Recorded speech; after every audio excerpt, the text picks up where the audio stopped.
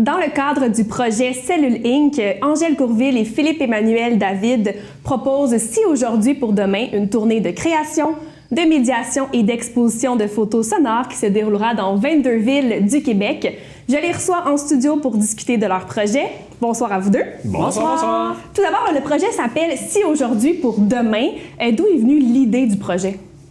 Ben, en fait, c'est né pendant la pandémie. Dans le cadre des Journées de la culture qui avait duré un mois, on a comme voulu essayer quelque chose de nouveau. On s'est beaucoup questionné, comme bien des artistes au fil de la pandémie, sur non seulement qu'est-ce qu'on voulait en tant qu'artiste, vers quoi on se dirigeait, mais aussi notre rôle social, carrément, à l'intérieur de la société. Fait que donc, on a monté une banque de plein de questions qui commencent toutes par Si aujourd'hui pour demain, puis qu'on complétait avec différentes déclinaisons. Et on a été en choisir quelques-unes là-dedans qu'on a illustrées en photo sonore. Donc, une photo avec un montage sonore qui pourrait habiller tout ça ou le mettre en relief. Fait que donc, c'est né vraiment de ces questionnements-là. Puis, avec Cellule Inc., justement, de Culture Laurentide, on a amené ça plus loin. On a fait ce projet-là à la base en 2020, juste dans la région ici. Et là, avec Cellule Inc., on l'a propulsé à la grandeur du Québec en version 2.0, là, vraiment plus grand déploiement. Là. Et Angèle Courville, vous êtes davantage connue pour vos chansons. Qu'est-ce qui vous a donné envie, justement, d'aller explorer un peu le médium de l'art numérique? Bien, ça s'est fait aussi...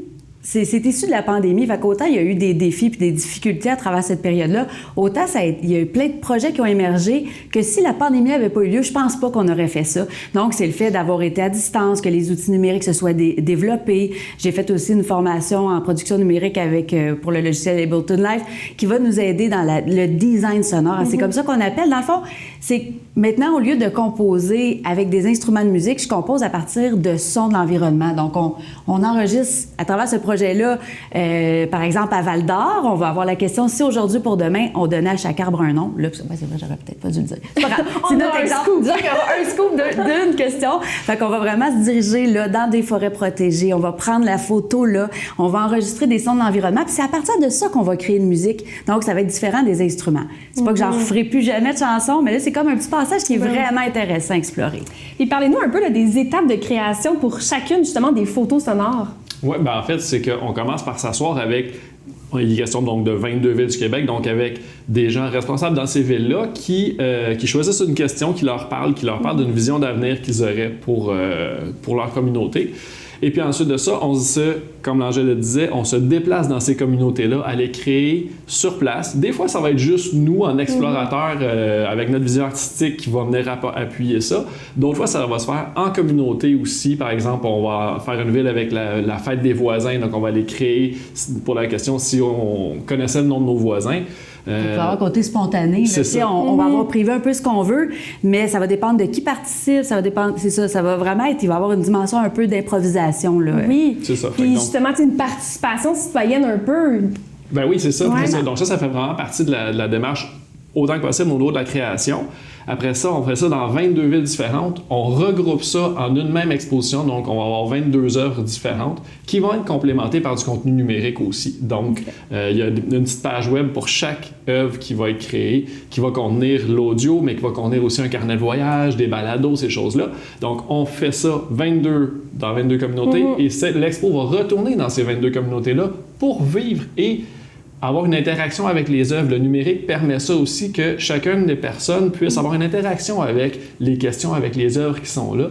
Donc, parce qu'on souhaite des réponses. On souhaite qu'il y ait des réponses. Puis, tu sais, ultimement, une de nos influences de ce projet-là, c'est le film documentaire Demain qui a été fait en France il y a quelques années.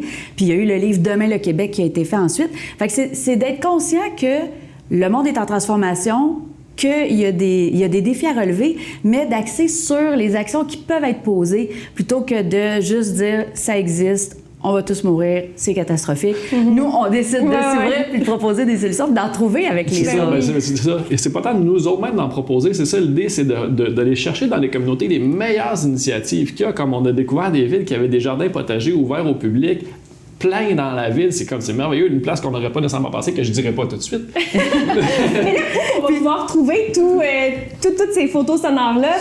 Bien, on va pouvoir les trouver dès le mois d'août sur Instagram. C'est là qu'on va faire une pré-exposition 100% virtuelle. On va se servir d'Instagram comme une galerie d'art.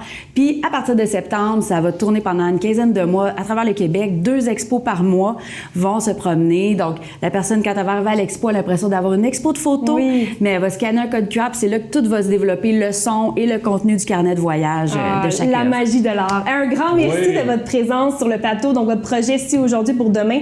On peut vous suivre, Angèle Courville et Philippe-Emmanuel David. Merci d'avoir été des nôtres. Merci à vous.